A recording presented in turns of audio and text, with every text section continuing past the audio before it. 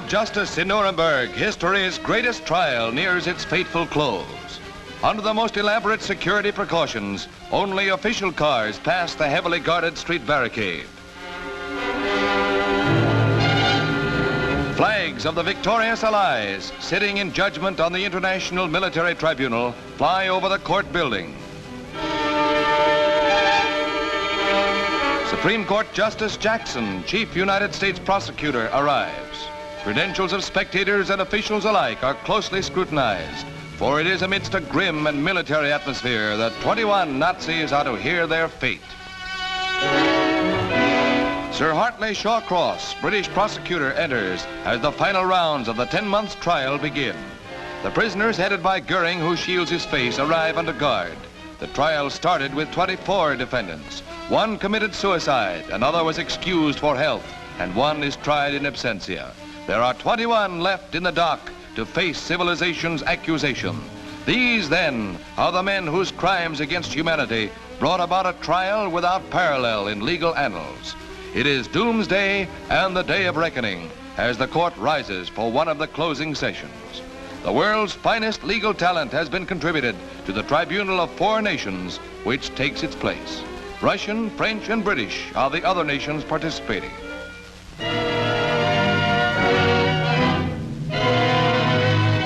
The Nazi hierarchy is there to answer for 10 years of plotting of the Ribbentrop, Keitel, and Kaltenbrunner brand, for the Goering and Hess fanatical cruelties, for the whole program of pillage and murder. Now it is civilization's turn to read their monstrous crimes into the record.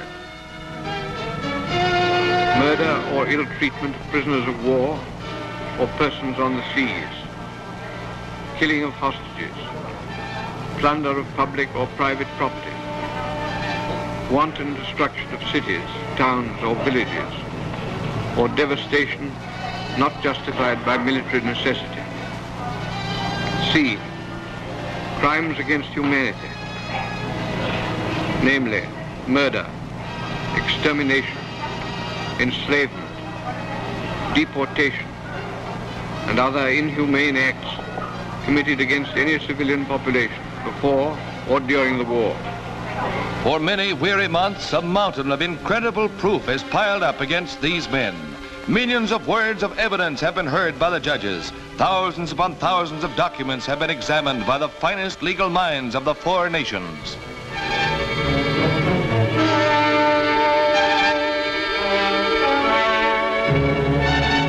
Defense counsel wait with ill-concealed anxiety for the verdict in a trial conducted with scrupulous fairness for the rights of the defendants.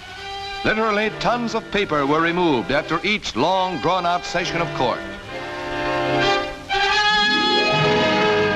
For 5 savage and bloody years, humanity has waited for this moment of retribution, when the insane ambitions of men like these would come up against the stone wall of world justice. Stryker, Funk, Schacht, and their colleagues. 11 will hang, 6 will be jailed, 3 are acquitted. Sir Geoffrey Lawrence pronounces sentence. Defendant Hermann Wilhelm Goering, on the counts of the indictment on which you have been convicted, the International Military Tribunal sentences you to death by hanging. Defendant Rudolf Hess, on the counts of the indictment on which you have been convicted, the tribunal sentences you to imprisonment for life. Defendant Joachim von Ribbentrop, on the counts of the indictment on which you have been convicted, the tribunal sentences you to death by hanging.